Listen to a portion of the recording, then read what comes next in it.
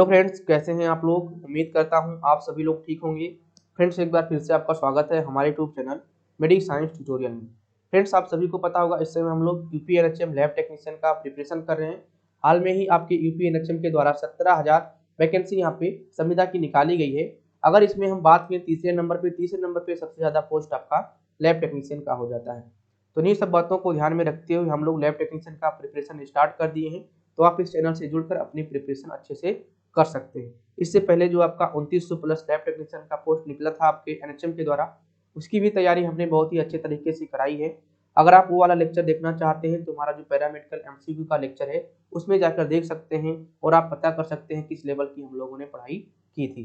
और बहुत सारे बच्चों का यहाँ पे सिलेक्शन भी हुआ है, उनका कमेंट भी आया है और हमारे व्हाट्सएप बिजनेस पे भी बहुत सारे बच्चों का कमेंट आया कि सर आपकी वजह से, आपके चैनल की वजह से हमारा सिलेक्शन कम्युनिटी प्रोसेस में हो गया है। क्योंकि हम लोग ज़्यादातर लोग जो थे कम्युनिटी प्रोसेस में भरे थे, 1-2 बच्चों का एनसीडी में हुआ है और 2-4 बच्चों का ब्लड बैंक में हुआ है। तो इस तरह से हम लोग प्रिपरेशन करेंगे ताकि हम लोग इस बार भी सफल हों।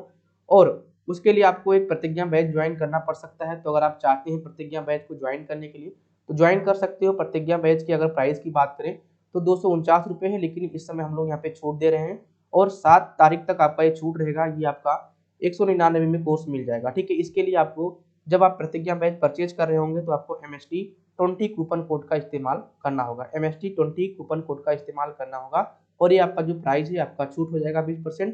आपको ये बैच आपका 199 में मिल जाएगा। प्रतिज्ञा बैच की बात करें तो यह एक प्रकार का प्राइवेट टेलीग्राम ग्रुप है। इस ग्रुप की बात करें तो इसमें आप लोग खासियत देख पा रहे होंगे क्या क्या आपको मिल पा रहा होगा। एक बार मैं अपने वाणी के द्वारा बोल देता हूँ कि आपको क्या क्या मिल रहा है। तो सबसे पहले जो क्लास का PDF होगा वो PDF आपको वहाँ पे प्रोवाइड किया जाएगा। दूसरा चीज, आपको एक सप्ताह में एक प्रैक्टिस सेट दिया जाएगा जो कि 50 प्रश्नों का होगा। उसको आप सॉल्व करके अपना प्रैक्टिस अच्छे से कर सकते हो। तीसरा, आपको डेली क्विज दिया जाएगा, यानी कि जो भी MCQ लेक्चर डेली लिया जाएगा उससे संबंधित और उससे अधिक भी आपको क्विज वहाँ पे प्रोवाइड किया जाएगा। साथ में आपको ई बुक दिया जाएगा, यानी कि जो भी आपके थ्योरी लेक्चर होते हैं उसको बुक के माध्यम से, PDF के माध्यम से आपको उसको प्रोवाइड किया जाएगा। तो ये सब चीज़ें आपको मिल जाती हैं। तो इसके लिए आपको प्राइवेट प्रतिज्ञा बैच को ज्वाइन करना पड़ेगा। बहुत ही बेहतरीन तरीका है आपकी पढ़ाई के लिए। कहीं नहीं जाना है, कहीं भटकना नहीं है, कहीं ज़्यादा पैसे लेकर आपको कोई खर्च नहीं करना है। बस 199 में आप इसको परचेज कर सकते हो और अपनी तैयारी बहुत अच्छी तरीके से कर सकते हो। देरी नहीं करेंगे, आते हैं अपने MCQ की क्लास पे। आज का जो MCQ क्लास है ये भी आपके हेमेटोलॉजी से है, क्योंकि हम इसमें हेमेटोलॉजी का जो सबसे पहला पोर्शन आपके सिलेबस का उसको कवर कर रहे हैं और जल्द से जल्द इसको हम कवर करके समाप्त कर देंगे। पहला प्रश्न आपका यहाँ पे कह रहा है कि 1 ग्राम haemoglobin contain dot dot % iron. देखिए, कुछ प्रश्न आपके ऐसे होते हैं जिसको आपके माइंड में बैठाना होता है, याद करना होता है। तो उस प्रकार के प्रश्न आज यहाँ पे रखे गए हैं। ठीक है, तो आपको बताना है कि 1 ग्राम का जो आपका हीमोग्लोबिन होता है वो कितने % आयरन को यहाँ पे रखता है। ठीक है, तो आपको बताना है 0 से 7%, 0.34%, 0.52% या फिर आपका 0.72%। तो इसका जो सही आंसर बचे जाएगा वो आपका क्या जाएगा, बी नंबर का, यानी कि जो आपका 1 ग्राम हीमोग्लोबिन होता है इसमें 0.34% का क्या होता है, आयरन यहाँ पे होता है। ठीक है, तो यहाँ पर आपका क्या हो जाएगा, 0.34% हो जाएगा। ठीक है, चलिए बच्चे आते हैं अपने अगले प्रश्न पे। अगला प्रश्न यहाँ पे हमारा सेकंड नंबर का हो जाता है और सेकंड नंबर का प्रश्न क्या कह रहा है। सेकंड नंबर का प्रश्न कह रहा है कि the coloured pigment present in haemoglobin is known as, यानी कि जो आपका कलर पिगमेंट होता है आपके हीमोग्लोबिन में वो आपका क्या होता है। ठीक है, तो हमने पहले ही बताया है कि जो आपका RBC होता है, क्या आपका जो रेड ब्लड सेल होता है बच्चे, ये रेड किसकी वजह से होता है, तो ये आपके हीमोग्लोबिन की वजह से रेड होता है। किसकी वजह से, आपके हीमोग्लोबिन के वजह से ये रेड होता है। तो मेनली आपका जो RBC होता है ये रेड नहीं होता है। आप मान लीजिए आपका ये RBC है, बाइकॉन्केव शेप का है, तो इसके बीच में क्या फील होगा, आपका हीमोग्लोबिन फील होगा और इसी हीमोग्लोबिन की वजह से आपका जो ब्लड होगा वो रेड दिखाई देगा। लेकिन क्या इस हीमोग्लोबिन में पूरा पूरा हीमोग्लोबिन जुड़ा है, नहीं। तो हमने आपको ये भी बताया है कि आपका जो हीमोग्लोबिन है ये 2 पार्ट में टूट जाता है। एक आपका यहाँ पे टूट जाता है हिम में और दूसरा आपका क्या हो जाता है, ग्लोबिन में टूट जाता है। किसमें, ग्लोबिन में आपका यहाँ पे टूट जाता है। ठीक है, हिम जो होता है, अगर हिम की बात करें तो ये आपका आयरन होता है। क्या होता है, आयरन होता है। लेकिन यहाँ पे ध्यान रखना, 2 चीजें आपको ध्यान रखना है। ये जो आयरन होता है ये आयन के फॉर्म में होता है। कौन से आयन के फॉर्म में होता है, तो आपका Fe+2 के फॉर्म में होता है, जिसको हम यहाँ पे फेरस आयन के नाम से जानते हैं। किसके नाम से, फेरस आयन के नाम से जानते हैं। ठीक है, तो ग्लोबिन क्या होता है बच्चे, तो ग्लोबिन आपका क्या होता है, प्रोटीन होता है। ठीक है, क्या होता है आपका, प्रोटीन होता है। ठीक है, अब बात आती है इस प्रश्न की। यह प्रश्न कह रहा है कि हीमोग्लोबिन में कौन सा कलर पिगमेंट प्रेजेंट होता है। तो जो आपका ये आयरन है भाई, क्या है आपका जो Fe आयरन है, इसी की वजह से आपका क्या होता है, ये आपका जो हीमोग्लोबिन है या फिर आपका रक्त जो है वो आपका रेड होता है। ठीक है, तो अब यहाँ पे ध्यान देना, ऑप्शंस की बात कर लेते हैं। तो ग्लोबिन हो गया, आयरन हो गया, हीम हो गया, बिलिरुबिन हो गया। ठीक है सॉरी बच्चे। तो ग्लोबिन की अगर बात करते हैं तो ग्लोबिन तो आपका क्या हो गया, प्रोटीन हो गया, और हमने अभी बताया कि आपका जो प्रोटीन होता है वो रेड नहीं होता है। ठीक है, आयरन, अब आ जाता है बात यहाँ पे आयरन और हिम में। तो बहुत से बच्चे क्या करेंगे, आयरन लगाएंगे। ठीक है, लेकिन नहीं, आपको आयरन नहीं लगाना है। आयरन आपको इसलिए नहीं लगाना है बच्चे, क्योंकि आयरन तो आपके हीमोग्लोबिन में जुड़ा नहीं है। आपके हीमोग्लोबिन में जो फॉर्म जुड़ा है वो आपका हिम का फॉर्म जुड़ा हुआ है। ठीक है, बायोलॉजिकल कंडीशन कह सकते हो उसको, या फिर बायोकेमिकल जुड़ा हुआ है हिम। ठीक है, तो हिम को यहाँ पे लगाओगे, क्योंकि हिम प्लस ग्लोबिन बराबर हीमोग्लोबिन होता है, और हिम जो है वो आपका क्या है, कलर पिगमेंट है। ठीक है, तो ऑप्शन नंबर जो करेक्ट जाएगा बच्चों, वो आपका क्या जाएगा, सी वाला जाएगा। ठीक है, बिलिरुबिन यहाँ पे नहीं वर्क करेगा। बिलिरुबिन कब वर्क करता है, जब आपका हीमोग्लोबिन टूटता है। ठीक है, टूट टूट के अलग अलग भागों में बढ़ता है, इन केस में आपके बिलिरुबिन का फॉर्मेशन होता है। अगर आपकी बॉडी में ज्यादा बिलिरुबिन हो जाता है तो आपको जॉइंडिस होता है, और जॉइंडिस आपके सिलेबस में दिया है, तो इसको हम थ्योरी लेक्चर के माध्यम से बहुत ही अच्छे तरीके से पढ़ेंगे, और एमसीक्यू बहुत ही बेहतरीन तरीके से इनका सॉल्व करेंगे। ठीक है, तो कलर पिगमेंट किसके कारण होता है, तो आपके हिम के द्वारा होता है, ना कि आयरन के द्वारा होता है। इसी वजह से मैंने इस प्रश्न को यहाँ पे पुट किया था। ठीक है, चलिए देखिए, लर्न करने वाला प्रश्न आ गया। तीसरा नंबर का प्रश्न कह रहा है कि molecular weight of haemoglobin is about, यानी कि आपका जो हीमोग्लोबिन होता है इसका मॉलिक्यूलर वेट क्या होता है। ठीक है, इकाई, दवाई, सैकड़ा, हजार, 10,000, यानी कि 58,000 डाल्टन, 68,000, 78,000 या फिर आपका 88,000 डाल्टन। तो इसका जो सही आंसर जाएगा वो आपका क्या जाएगा, 68,000 डाल्टन इसका वेट होता है। ऑप्शन नंबर यहाँ पे बी वाला सही जाएगा। ध्यान रखना, इसका जो वेट होता है इसको हम डाल्टन में लेते हैं, यानी कि इसका जो यूनिट है वो आपका क्या होता है, डाल्टन होता है। ठीक है, ध्यान रखना। ठीक है, तो डाल्टन सी अगर आपके ऑप्शन में रहता है तो डाल्टन क्लियर करिएगा, और अगर इस प्रकार के रहते हैं, मान लीजिए एक दो इधर उधर अंक रहते हैं, तो उस पर ज्यादा ध्यान मत दीजिएगा, लगा दीजिएगा। ठीक है, 4 नंबर पे आ जाइए। इन ये नॉर्मल नॉन स्मोकर, ध्यान रखना यहाँ पे पूछा है कि इन ये normal non smoker dot dot carboxy haemoglobin is present, यानी कि एक नॉन स्मोकर है जो कि धुआं बीड़ी सिगरेट नहीं कर रहा है, तो उसमें कार्बोक्सी हीमोग्लोबिन कितना परसेंट का होगा। देखिए, हम आपको यहाँ पे बता देते हैं, जब आपका हीमोग्लोबिन है, ठीक है, मान लीजिए आपका हीमोग्लोबिन है, तो आपके बॉडी में क्या फंक्शन करता है, ये बॉडी में आपके फंक्शन यही करता है कि आपके ऑक्सीजन को बाइंड करता है। और जब आपके ऑक्सीजन को ये बाइंड करता है बेटा, क्या, जब हीमोग्लोबिन आपके ऑक्सीजन को बाइंड करता है तो इसको क्या कहते हैं, ऑक्सी हीमोग्लोबिन कहते हैं। क्या कहते हैं, ऑक्सी हीमोग्लोबिन कहते हैं। और यही जब ऑक्सी हीमोग्लोबिन बाद में आपके टिश्यू में जाता है और टिश्यू से आपके कार्बन डाइऑक्साइड को पुट करता है, तो इसको क्या कह देते हैं, इसको कह देते हैं कार्बोक्सी हीमोग्लोबिन। क्या कह देते हैं, कार्बोक्सी हीमोग्लोबिन कह देते हैं। ठीक है, तो ये तो प्रोसेस हो गया कि आपके लंग्स से ऑक्सीजन को ले जाएगा आपके टिश्यू लेवल तक, और आपके टिश्यू से फिर CO2 को लेकर आएगा आपके लंग्स तक। ठीक है, लेकिन क्या होता है कि जो हीमोग्लोबिन है इसकी खास बात यह है कि ऑक्सीजन के तुलना में CO2 को ज्यादा पकड़ता है, यानी कि जो इसकी दोस्ती होती है, या कह सकते हो जिसको रिएक्शन करने की जो क्षमता होती है वो CO2 के साथ ज्यादा होती है। तो कहीं ना कहीं जब आपने देखा होगा कि जब आप रात में अगर बंद कमरे में सो गए, धुआं वुआं हो रहा है, तो आपका सांस फूलता है और आपका डेथ हो जाता है। तो ये क्यों होता है, क्योंकि यही जो ऑक्सीजन है हीमोग्लोबिन के साथ जुड़ा हुआ है, और अगर आपको ज्यादा कहीं कार्बन डाइऑक्साइड मिला तो इसको तोड़ेगा, कहेगा हटो हटो ऑक्सीजन भाई हटो, हम कार्बन डाइऑक्साइड के साथ जुड़ेंगे, और वो कार्बोक्सी हीमोग्लोबिन बना लेता है। ठीक है, तो कहीं ना कहीं आपके शरीर में भी कार्बोक्सी हीमोग्लोबिन की मात्रा काम भर की रहती है। ठीक है, 1% की बात करें तो 1% में रहती है। ठीक है, तो यहाँ पे बताया गया है कि कितने परसेंट में एक नॉन स्मोकर में ये रहता है, तो आपको बताना है 3 से 5%, 20%, 10% या फिर 0 से लेकर 2% तक। तो इसका जो सही आंसर जाएगा आपका क्या जाएगा, डी वाला, यानी कि नॉन स्मोकर के केस में 0 से 2% आपका कार्बोक्सी हीमोग्लोबिन पाया जाता है। ठीक है, कार्बोक्सी हीमोग्लोबिन आपको यहाँ पे समझ में आ गया होगा कि जो आपका ऑक्सीजन है, ठीक है, या सॉरी आपका जो हीमोग्लोबिन है किस तरह से लंग्स से आपके ऑक्सीजन तक ले जाता है, सॉरी ऑक्सीजन तक नहीं, आपके टिश्यू तक ले जाता है ऑक्सीजन को, और टिश्यू से आपके कार्बन डाइऑक्साइड को लाता है। ठीक है, ध्यान रखना एक टर्म और होता है कि जब आपके टिश्यू में, ठीक है, किसमें, जब आपके टिश्यू में ऑक्सीजन की कमी हो जाती है, ऑक्सीजन की कमी हो जाती है, तो इसको क्या कहते हैं, हाइपोक्सिया कहते हैं। क्या कहते हैं, हाइपोक्सिया कहते हैं। ठीक है, हाइपोक्सिया कहते हैं। ठीक है, इसको नोट करके लिख सकते हो। ठीक है, कभी आपके काम आ जाएगा। ठीक है, चलिए आते हैं अपने अगले प्रश्न पे। अगला प्रश्न यहाँ पे हमारा 5 नंबर का है, और 5 नंबर का प्रश्न कह रहा है कि specific protein which carry the haemoglobin in plasma is known as, यानी कि ये कह रहा है कि एक ऐसा स्पेसिफिक प्रोटीन जो कैरी करता है आपकी हीमोग्लोबिन में, ठीक है, सॉरी आपके कैरी करता है हीमोग्लोबिन को टू प्लाज्मा में, यानी कि प्लाज्मा में जो कैरी करता है ऐसा कौन सा स्पेसिफिक प्रोटीन है आपकी हीमोग्लोबिन को कैरी करता है, ठीक है। तो क्या कहते हैं इसको, स्पेक्ट्रो हीमोग्लोबिन, हीमोपेक्सिन, या फिर आपका हेप्टोग्लोबिन, या फिर आपका ऑल ऑप्शन। तो देखिए इसमें तीनों गलत है यहाँ पे ऊपर के, ठीक है। इसमें जो सही आंसर जाएगा आपका क्या जाएगा, हेप्टोग्लोबिन जाएगा, ठीक है। जो स्पेसिफिक प्रोटीन है जो कि आपकी हीमोग्लोबिन को कैरी करता है इन प्लाज्मा में, तो आपका क्या होता है, हेप्टाग्लोबिन होता है। आपने एक टॉनिक का नाम सुना होगा, ठीक है, हेप्टाग्लोबिन, तो वहां से आप इसको ध्यान में रखिएगा, ठीक है। चलिए आते हैं अपने अगले प्रश्न पे। अगला प्रश्न यहाँ पे हमारा 6 नंबर का है, और 6 नंबर का प्रश्न कह रहा है कि in which condition sulpho haemoglobin is found after administration aromatic amines or sulphur in severe constipation, या फिर आपका in certain type of bacterium, या फिर आपका ऑल ऑप्शन। तो बताइए इसका सही आंसर क्या जाएगा। देखिए बच्चे ये कह रहा है कि सल्फो हीमोग्लोबिन, देखिए सल्फो हीमोग्लोबिन और आपका कार्बोक्सी हीमोग्लोबिन, ठीक है, ये सब आपकी हीमोग्लोबिन की टाइप है, ठीक है, आपके बॉडी में कहीं ना कहीं थोड़ा बहुत पाए जाते हैं, ठीक है। और एक बात और ध्यान रखिएगा, जो आपका हीमोग्लोबिन साहली मेथड का होता है, ठीक है, आप लोगों ने सबसे ज्यादा किया होगा साहली मेथड, ठीक है, जो ट्यूब वाला मेथड होता है, ठीक है।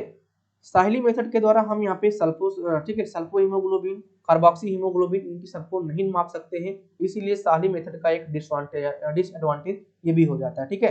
यानी कि साहली मेथड जो होता है वो केवल ऑक्सी हीमोग्लोबिन को माप पाता है, सल्फो हीमोग्लोबिन, कार्बोक्सी हीमोग्लोबिन, ठीक है, इन सबको नहीं माप पाता है, या फिर साइन मेथ हीमोग्लोबिन, इन सब चीजों को ये माप नहीं पाता है, ठीक है। तो एक डिसएडवांटेज होता है आपके साहली मेथड का, ठीक है, ध्यान रखना। तो ये कह रहा है कि कौन सी कंडीशन में आपके बॉडी में सल्फो हीमोग्लोबिन पाया जाता है। तो देखिए एडमिनिस्ट्रेशन ऑफ एरोमेटिक एमीन्स का अगर आप सेवन कर रहे हैं, ठीक है, या फिर ले रहे हैं, सीवियर कॉन्स्टिपेशन है, ठीक है, या फिर आपको कोई प्रकार का बैक्टीरिया हो गया है, तो इन केस में सभी में सही जाएगा, ऑल ऑप्शन यहाँ पे आपका डी वाला सही जाएगा, ठीक है। चलिए 7 नंबर पे आ जाते हैं। 7 नंबर का प्रश्न कह रहा है कि ऑक्सीडाइज हीम इज कॉल्ड, यानी कि जो आपका ऑक्सीडाइज हीम होता है, यानी कि जो आपका हीमोग्लोबिन का हीम होता है, अगर वो ऑक्सीडाइज हो गया है तो उसको क्या कहेंगे, हेमिन, हेमेटिन, हीमोग्लोबिन, या फिर नॉन ऑप्शन। तो इसका जो सही आंसर जाएगा आपका क्या जाएगा, आपका हेमटिन जाएगा, ठीक है। आप लोगों ने एक सुना होगा, ठीक है, रिएक्शन सुना होगा, ठीक है। चलिए रिएक्शन को हटाइए, ठीक है, ज्यादा डीप जाने का कोई जरूरत नहीं है, आप लोग यहाँ पे देख लीजिए, ऑक्सीडाइज हीम जो होता है आपका हेमेटिन कहलाता है, ठीक है। चलिए फ्रेंड्स आते हैं अपने अगले प्रश्न पे।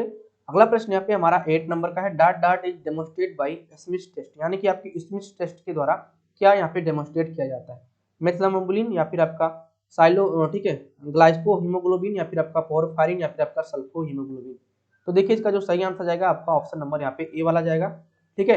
ग्लाइको हीमोग्लोबिन क्या होता है, ठीक है, ग्लाइको हीमोग्लोबिन आप कमेंट करके बताइए कि ग्लाइको हीमोग्लोबिन क्या होता है, बहुत बेसिक सा चीज है, आप लोग कमेंट करके बताइएगा कि क्या होता है, ठीक है।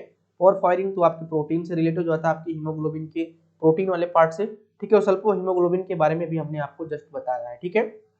चलिए आ जाते हैं अपने अगले प्रश्न पे। अगला प्रश्न यहाँ पे हमारा 9 नंबर का है, the important porphyrin of man is, यानी कि आपका इम्पोर्टेंट पोरफायरिन आपका कौन सा होता है आपके मैन के लिए, प्रोटोपोरफायरिन, यूरोपोरफायरिन, या फिर आपका कॉप्रोपोरफायरिन, या फिर आपका ऑल ऑप्शन। तो ऑप्शन नंबर जो सही जाएगा आपका डी वाला जाएगा, ये सारे के सारे पोरफायरिन आपके लिए इंपॉर्टेंट होते हैं, ठीक है। चलिए 10 नंबर पे आ जाइए। 10 नंबर का प्रश्न कह रहा है कि bilirubin formed from the destruction of red blood cell dot dot blood pigment, यानी कि जब आपका यहाँ पे क्या हो रहा है, रेड ब्लड सेल का डिस्ट्रक्शन हो रहा है या टूट रहा है, इन केस में आपके बिलिरुबिन का फॉर्मेशन होता है, तो उस समय जब बिलिरुबिन का फॉर्मेशन हो रहा होता है तो कौन सा यहाँ पे कलर पिगमेंट यहाँ पे बनता है, ठीक है। इस तरह से आप समझिए कि जब आपका रेड ब्लड सेल जो है, ठीक है, जो आपका आरबीसी है, ठीक है, आरबीसी है, ये क्या हो रहा है, डिस्ट्रॉय हो रहा है, इसका डिस्ट्रक्शन हो रहा है, ठीक है। इन केस में आपका बिलिरुबिन का फॉर्मेशन होता है, ठीक है। जब हम जॉइंटिस पढ़ाएंगे तो इसके पूरे स्टेप को बताएंगे कि कैसे कैसे आपका बिलिरुबिन का फॉर्मेशन होता है। तो जब बिलिरुबिन का फॉर्मेशन हो रहा होगा या फिर बिलिरुबिन अच्छी खासी मात्रा में बन गया होगा, तो यहाँ पे कौन से कलर पिगमेंट का फॉर्मेशन होगा, पिंक का होगा, येलो का होगा, रेड का होगा, या फिर ब्लैक का होगा। जस्ट हमने भी बताया था कि जब आपके शरीर में बिलिरुबिन की मात्रा ज्यादा हो जाती है तो आपके शरीर में जॉइंटिस हो जाता है, और जॉइंटिस में जो आपके शरीर का कलर होता है ये आपका येलो हो जाता है। तो ऑप्शन नंबर यहाँ पे आपका क्या सही जाएगा, बी वाला सही जाएगा, ठीक है बच्चे। चलिए आ जाते हैं अपने अगले प्रश्न पे। अगला प्रश्न यहाँ पे हमारा 11 नंबर का है। 11 नंबर का प्रश्न कह रहा है कि plasma protein which prevent loss of haemoglobin in urine is known as, यानी कि ऐसा कौन सा प्लाज्मा प्रोटीन है जो आपके प्रिवेंट करता है या फिर प्रिवेंट वो लॉस होने से रोकता है आपके हीमोग्लोबिन को कि वो आपके यूरिन में न जाए, ठीक है। यानी कि जो आपका हीमोग्लोबिन है वो आपके यूरिन में नहीं जाए, इसमें इसके लिए कौन सा प्लाज्मा प्रोटीन यहाँ पे वर्क करता है, तो आपको ये बताना है। ठीक है, ऑप्शन नंबर यहाँ पे दिए हुए हैं, लिपोप्रोटीन, एल्ब्यूमिन, हेप्टोग्लोबिन या फिर आपका फाइब्रिनोजन। तो देखिए इसका जो सही आंसर जाएगा आपका क्या जाएगा, सी वाला हेप्टोग्लोबिन। आपको पता होगा कि वहाँ पे जो बाइंड करके रखता है आपकी हीमोग्लोबिन को, ठीक है, स्पेसिफिक प्रोटीन के बारे में अभी जस्ट आपने पढ़ा, हेप्टाग्लोबिन था, तो वही आपका जो हेप्टाग्लोबिन है, यही हेप्टाग्लोबिन आपकी हीमोग्लोबिन को यूरिन में नहीं जाने देता है। अगर आपके यूरिन में आपका हीमोग्लोबिन जाने लगेगा तो आपको क्या कहते हैं, उसको कमेंट करके बताइएगा कि आपके यूरिन में अगर हीमोग्लोबिन जा रहा है तो उस टर्म को क्या यूज करते हैं। ठीक है, बेसिक टर्म है, अगर आप लोग जाने रहोगे या फिर आप थोड़ा सा सर्च करके भी देखोगे तो आपके लिए बहुत ही अच्छा रहेगा। अगर मैं यहाँ पे बोल देता हूँ तो बहुत लोग एक बार सुन लेते हैं, उसको हटा देते हैं, लेकिन जब मैं प्रश्न करता हूँ तो आप में एक ललक होती है कि इसको मैं कमेंट के माध्यम से बताऊं तो बहुत अच्छा लगता है। ठीक है, तो बताइए कि आपके यूरिन में अगर हीमोग्लोबिन की मात्रा आ रहा है तो उसको हम क्या नाम देंगे। ठीक है, चलिए फ्रेंड्स आते हैं अपने अगले प्रश्न पे, what is the daily requirement of iron in male, यानी कि जो आपके डेली रिक्वायरमेंट है आपके आयरन का वो क्या होता है। मेल की बात कर रहा है, 5 मिलीग्राम, 10 मिलीग्राम, 15 मिलीग्राम या फिर आपका 20 मिलीग्राम। तो बताइए इसका सही आंसर की आयरन की रिक्वायरमेंट कितना होती है आपके मेल में, वो भी डेली रूटीन में यहाँ पे पूछा गया है। तो बताइए इसका सही आंसर, तो बच्चे इसका सही आंसर आपका हो जाएगा 10 मिलीग्राम। क्या हो जाएगा आपका यहाँ पे 10 मिलीग्राम आवश्यकता होता है आपके आयरन का डेली। ठीक है, चलिए 13 नंबर पे आ जाइए। 13 नंबर का प्रश्न कह रहा है कि iron is absorb from which part of the intestine. ठीक है, iron is absorb from which part of the intestine, यानी कि अगर आप 10 ग्राम डेली आयरन को ले रहे हैं और अगर आपका एब्जॉर्प्शन अच्छा नहीं है तो उसका कोई मतलब नहीं। ठीक है, इसलिए आपके इंटेस्टाइन में इसका एब्जॉर्प्शन अच्छा होना चाहिए, इसका अवशोषण अच्छा होना चाहिए। अब आपको यहाँ पे ये बताना रहेगा कि ये इंटेस्टाइन में किस पार्ट में एब्जॉर्प्शन इसका होता है। ठीक है, ड्यूडेनम में होता है, जेजुनम में होता है, कॉलन में होता है या फिर आपका ऑल ऑप्शन।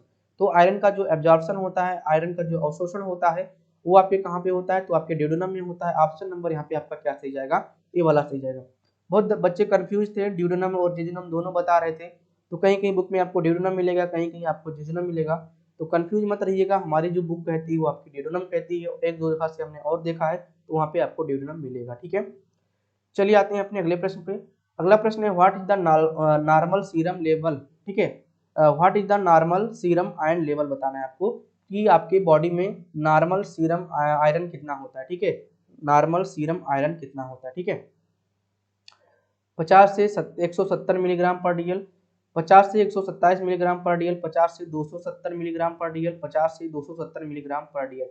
बताना क्या है, नॉर्मल सीरम आयरन लेवल, यानी कि आपके सीरम में आयरन लेवल कितना है ये आपको बताना है। ठीक है, तो इसको हम मिलीग्राम पर डीएल में मापते हैं, इस चीज को आप लोग जरूर ध्यान रखिएगा। इसका जो यूनिट होता है वो आपका मिलीग्राम पर डीएल होता है। ठीक है, और अगर इसके सही आंसर की बात करेंगे तो 50 से लेकर 170 मिलीग्राम पर डीएल होता है। ऑप्शन नंबर यहाँ पे आपका ए वाला करेक्ट हो जाएगा। ठीक है बच्चे, ठीक है 15 नंबर पे आ जाइए। 15 नंबर का प्रश्न कह रहा है कि platelet factor 3 is required in, यानी कि आपका जो प्लेटलेट फैक्टर 3 है वो कहाँ पे रिक्वायर्ड होता है, इंट्रिंसिक कोगुलेशन पाथवे या फिर आपका एक्सट्रिंसिक कोगुलेशन पाथवे या फिर आपका थ्रोम्बोफिलिया में या फिर आपका फाइब्रिनोलाइसिस में। तो इसका जो सही आंसर जाएगा वो आपका क्या जाएगा, वो आपका ए वाला जाएगा, यानी कि आपके इंट्रिंसिक कोगुलेशन पाथवे में आपका इसका रिक्वायर होता है।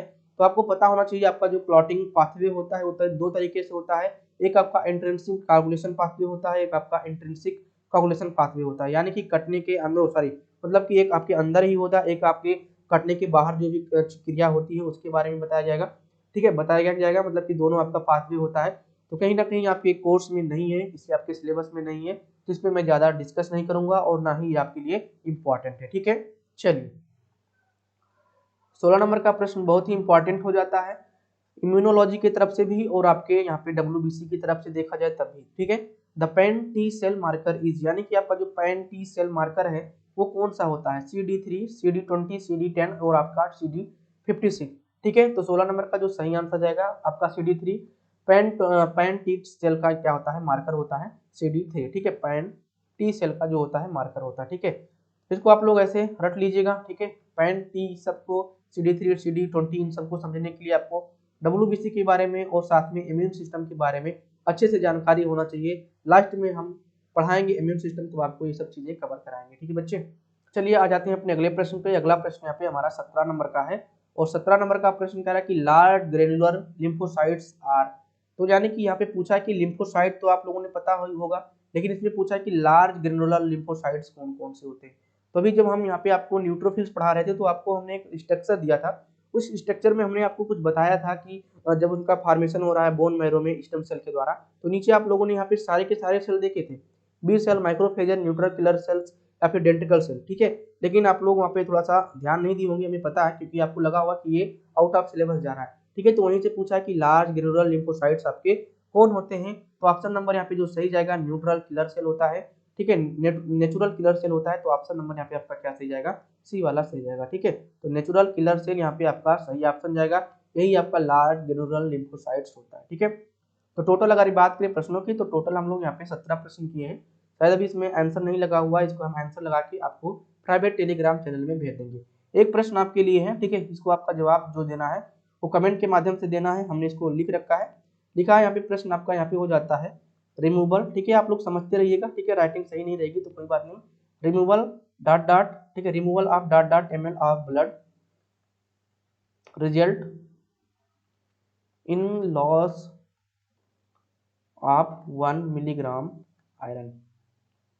यानी कि अगर यहाँ पे पूछा गया है कि removal of dot dot ml of blood result in one loss of 1 milligram of iron, मतलब इसके कहने का मतलब ये है कि आप कितना ml ब्लड का यहाँ पे लॉस करेंगे, ठीक है, कितने ml ब्लड को यहाँ पे आप क्या करेंगे, निकालेंगे, जिससे आपके 1 ग्राम, ठीक है, 1 मिलीग्राम आयरन का यहाँ पे लॉस हो जाता है। कितना, 1 मिलीग्राम आपके आयरन का यहाँ पे लॉस हो जाता है, ये आपको बताना है कि कितना ब्लड को आप यहाँ पे निकाल दें, कितने ml ब्लड को आप निकाल दें ताकि आपके 1 मिलीग्राम आयरन का लॉस हो जाए, ठीक है। ऑप्शंस आपको दे दे रहे हैं 1 मिलीग्राम, ठीक है, दूसरा आपको दे दे रहे हैं 2 मिलीग्राम क्यों लिखेंगे भाई यहाँ पे ml, ठीक है, ब्लड निकालना है ना, ml 1 ml 2 ml, तीसरा आपका यहाँ पे हो जाएगा 3 ml और चौथा आपका क्या हो जाएगा 4 ml।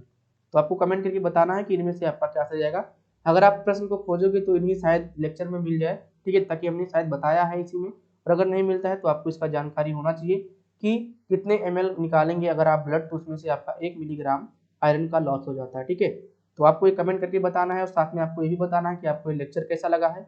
अगर लेक्चर थोड़ा भी अच्छा लगा है तो इसको लाइक कर सकते हो, अपने दोस्तों में शेयर कर सकते हो। साथ में अगर आपको प्रतिज्ञा बैच से जुड़ना है तो हमारे इस नंबर पे मैसेज करके लिंक प्राप्त कर सकते हो, ठीक है, और साथ साथ में डिस्क्रिप्शन में भी हम लिंक दे देंगे, वहाँ से आप पेमेंट करके उससे जुड़ सकते हो, ठीक है।